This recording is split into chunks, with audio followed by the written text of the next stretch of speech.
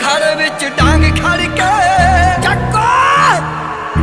वो खाड़े विच डांग खड़ के ओ ते